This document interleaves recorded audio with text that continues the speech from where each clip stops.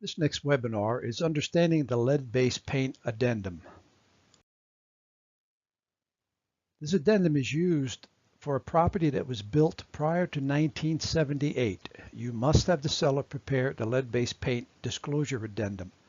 Unlike the standard seller's disclosure, this is a requirement regardless of whether the person has ever lived in the property or whether it was an estate or etc. So those exclusions for the seller's disclosure do not apply to the lead-based paint addendum. The seller or their agent should provide it to you along with the standard seller's disclosure form, if applicable, when you prepare an offer.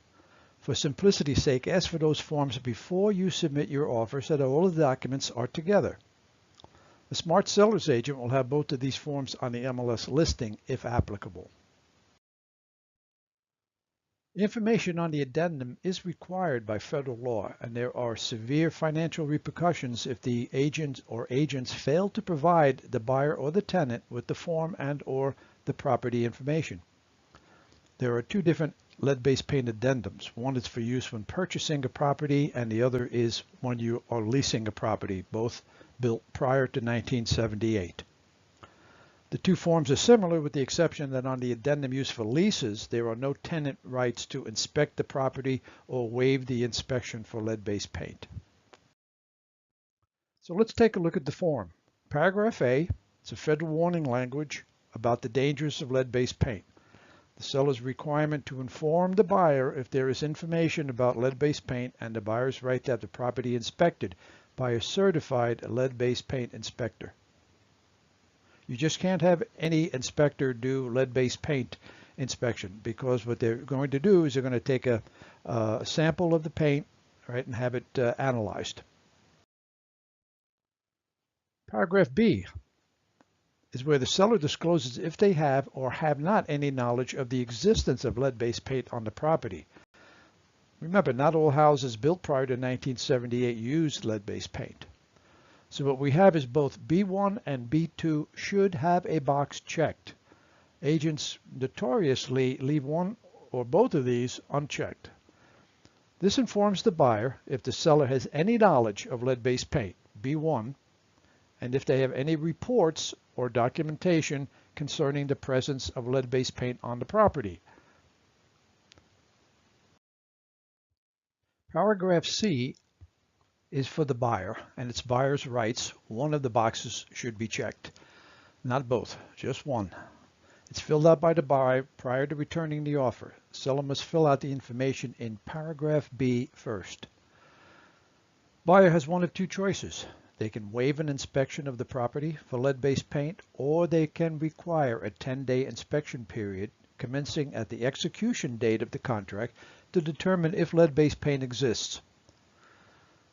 If buyer's inspection reveals the existence of lead-based paint, buyer may terminate the contract and receive the earnest money back. So the buyer has one of those two choices. Paragraph D. If there was any documentation that the seller had provided to the buyer would check D1, that they have received the copies of all information listed above. D2 is an absolute must. It has to be checked, right? Buyer has to have been given the Protect Your Family from Lead in Your Home pamphlet. That's a federal requirement.